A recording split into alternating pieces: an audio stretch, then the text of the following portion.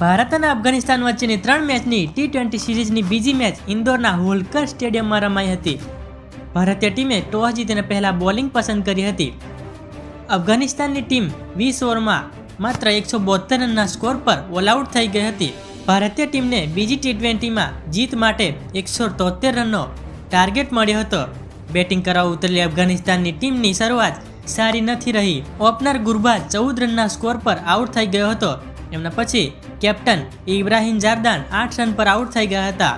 અજમતુલ્લાહ ઓઝરમાએ પણ 2 રન બનાવીને આઉટ થઈ ગયો હતો. છેલ્લી ઓવરોમાં નજીબુલ્લાહ જન્નત કરીમે અને મુજીબ ઉર રહેમાને ટૂંકી પરંતુ ઉપયોગી ઇનિંગ્સ રમી હતી.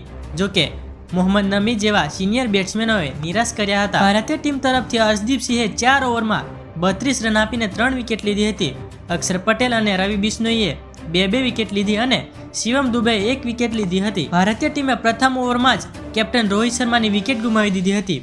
વિરાટ કોહલીએ 5 ચોગ્ગા સાથે 29 રન ફટકારી ટીમનો સ્કોરને મજબૂત બનાવવા માટે યોગદાન આપ્યું હતું.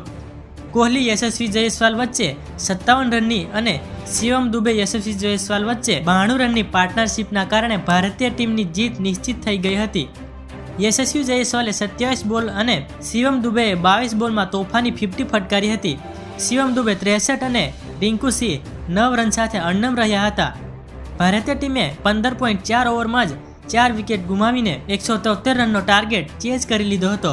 આ પહેલા ભારતીય ટીમે મોહાલીમાં અફઘાનિસ્તાનને 6 વિકેટે હરાવ્યું હતું.